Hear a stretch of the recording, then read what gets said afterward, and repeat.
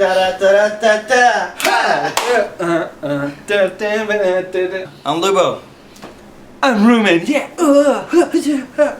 You guys may have seen some of my brother's artwork on the Daily Struggle. You might have. You might have. That's our blog. That's us. And today, this is two of the three. Of the three. Because there's three of us, minus one, because it's the two of us. Yeah. Boom. What we're going to do is a segment that we've decided to call Waiting in Line.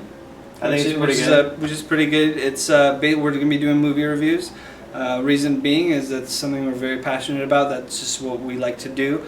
We love storytelling of pretty much any kind. That's what we like to do. So we are going to be trying to hit up some of the new coming movies and we're going to hit the midnight shows and see if we can take you with us. Well, not in the theater. Not in the theater because we're going to get kicked out. But we are definitely going to try and watch the movie, review it, give you the good, the bad, the ugly. All right. Well, our first movie that we got a chance to watch is Jack the Giant Slayer. And what kind of expectations did you have when you went in there? Not really that many expectations. I, honest to goodness, had no clue what the movie was about. In case you haven't figured this one, it is a fairy tale about Jack, a giant beanstalk, and all the adventures he embarks on. Basically what I knew. And there was a beanstalk, there was Jack, and there was a giant, and I thought they were friends or something. I don't know. I thought they were like BFFs. We decided to go see it, and we actually have a clip of us being super incognito in the movie theater, which we're going to show you right now. Okay, so I know you can't hear us as well as you should. You normally would, because we're kind of gorgeous. We're incognito. We're right really. We're actually at the theater, and it's going to be amazing. It's packed. It's really packed. There's somebody shushing me right now. Shh. Welcome back. As you can tell, what up?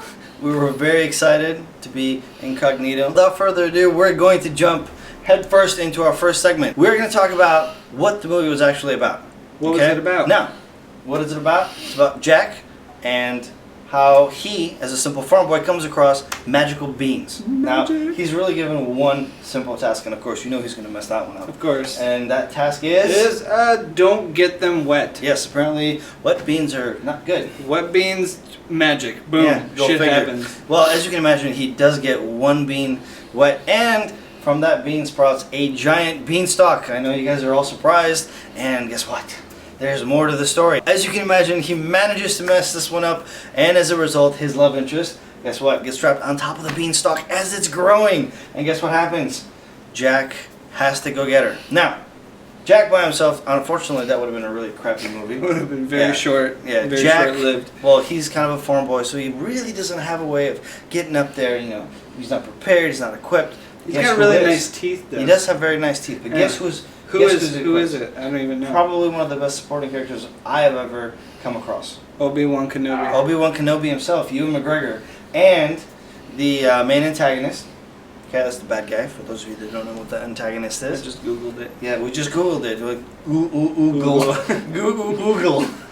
Anyways, so the main bad guy is played by Stanley Tucci. Yes, Stanley Tucci. Is amazing. Oh, and for the record, he looks like our dad. And so we're gonna delve back into the summary. So what do you suppose, Roman? What do you suppose happens when the elite knights, played by Ewan McGregor, with Jack, and Stanley Tucci's character named Roderick? What do you think happens when they climb the giant beanstalk? They probably find some giants. Just like that. Just like In that. addition to that, apparently one of the descendants of the current king, named Eric, managed to somehow upset all those giants. All the giants. They're all not happy about it. I don't know about you, but would you go piss off some giant people? I would if I had a magical crown that could magically control them. That is a very good point. And that's pretty much what happens. Apparently these giants have been pissed off for quite a long time. Which means they have a bone to pick, so to speak. So what do you think happens? All out war? Yeah, basically. That's kind of actually very predictable. All the giants hop on down to planet Earth, and they start munching on everybody because guess what? They love to eat human beings. And they're pissed. So what are you going to do when you're pissed? You're going to eat some comfort food, which at this point was humans. Just like every single fairy tale, the good guy has to win, which means Jack somehow finds a way. We're not going to tell you how, but Jack somehow finds a way to slay some giants. That's all. That's all there is to it. Yeah, pretty much. If you're looking honestly for something more, No, you're not gonna find that. So now we're gonna talk about some of the pros and cons of this movie. We'll start with some cons because those are more fun usually. One of the drawbacks to these giants were the way that they were sort of created was to be these medieval, sort of archaic characters, even though they clearly have like a hierarchy. Some of the cons, there's a very amazing scene where they are all climbing up this beanstalk, and all of a sudden they get caught by rain, which is, you know, normally kind of understandable. I guess you're up in the air, it might be a pain in the ass. However, in the previous scene they had just climbed past all the clouds, so they're basically getting rained on by nothing. And at one point it shocked me out of my disbelief for a moment. I was like, whoa, what's going on? Why is it raining if they just climbed past the clouds? Yeah, I, on the other hand, actually thought it was very believable. I was in the impression giants were relieving themselves. Yeah, I think maybe it's very possible that's what was happening too. Another was the development of the giants and the giant culture. Like, they were trying to make them very brutish and archaic on one end, and at the same time they tried to make them kind of advanced on the other hand, which didn't really work because they had, you know, they had all sorts of hierarchies, and they were able to cook and do all sorts of these intricate things that take a little bit of sophistication to understand. And at the same time, they couldn't figure out a way to, say, parachute themselves down instead of waiting for a bunch of beans to come up. You've got such a big grudge, you can't figure out, you know, put some bed sheets together so you can get your ass down there. I don't know. Speaking of bed sheets, you know what actually, did you notice that all the giants were male? That's kind of weird. That is kind of creepy. Holy shit, there was no chicks. None. Maybe that's why they couldn't figure out a way to get down. There's no women to drive them off the island.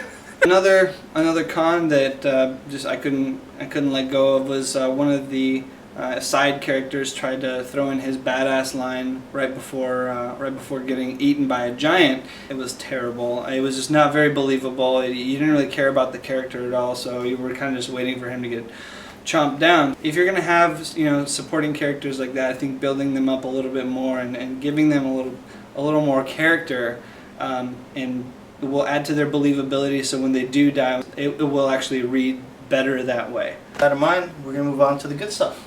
Okay, just like every single movie, there are gonna be good things, there are gonna be bad things, and I'm actually very happy to say that this movie had more good things than bad things. I agree.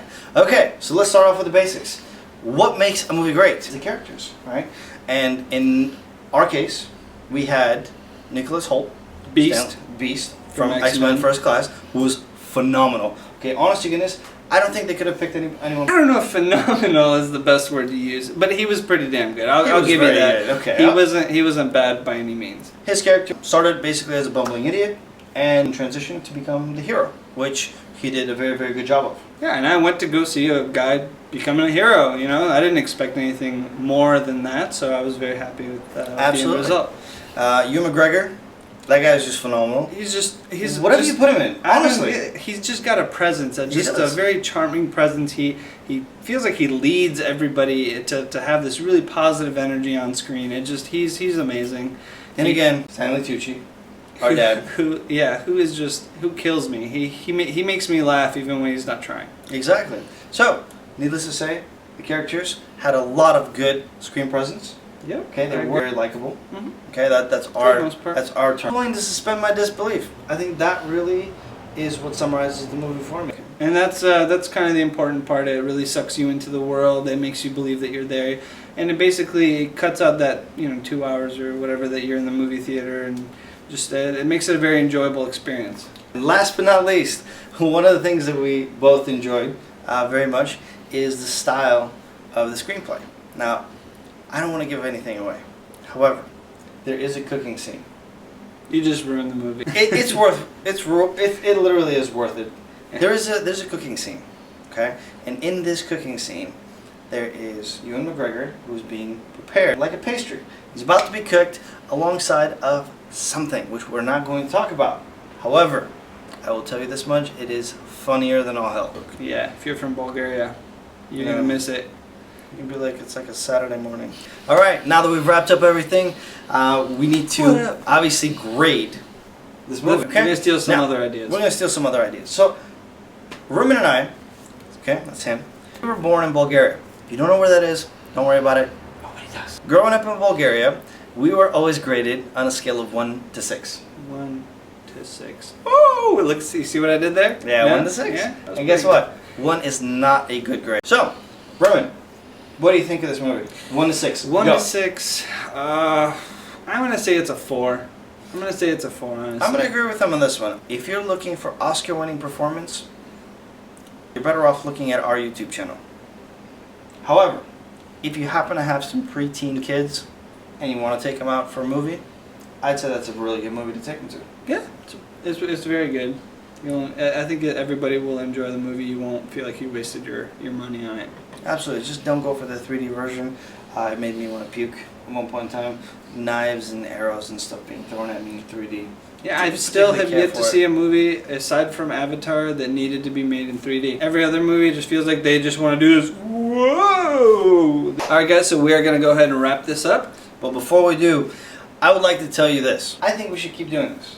I like movies. I know you like movies. I think it's a good idea. Yeah. And we go to movies pretty much all the time. We watch enough movies, so we might as well.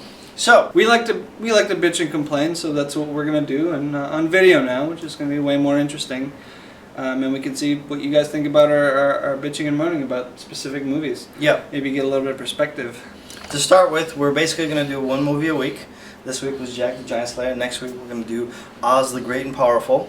And then as we go from week to week to week, we may open up some polls so we can hear what you guys want us to review. Once again, I'm Lubo, this is Roman, and we're from The Daily Struggle.